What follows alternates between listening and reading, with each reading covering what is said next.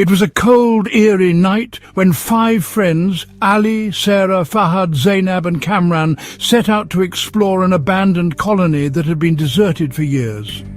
Driving through the dense forest, an old man appeared on the road waving his hands. "Turn back! This place is cursed," he warned. But they laughed it off, thinking it was just another urban legend. As they entered the colony, an unsettling silence engulfed them. The houses stood lifeless, their broken windows staring at them like hollow eyes. A cold breeze sent chills down Sarah's spine. "It feels like someone is watching us," she whispered. Fahad glanced at an old house and froze. A dark figure stood at the window, staring right at him. But when he blinked, it was gone. Curious yet uneasy, they decided to enter one of the houses. As soon as they stepped in, the door slammed shut behind them. They all jumped. "Just the wind, right?" Zainab tried to convince herself. But then an old dusty portrait fell off the wall and a deep, eerie laughter echoed through the room. Kamran shined his flashlight on the floor and gasped.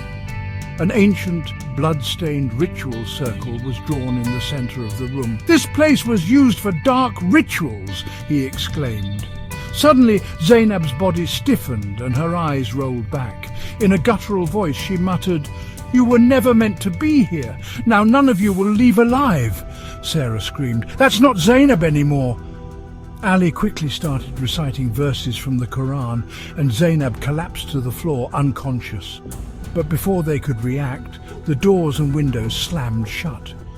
Dark shadows crawled across the walls, whispering in an unknown language.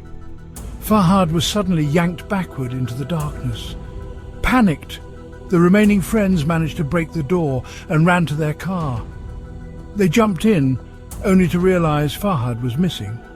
Just as Ali turned on the engine, the rearview mirror revealed Fahad sitting in the back seat, his face pale, his eyes lifeless.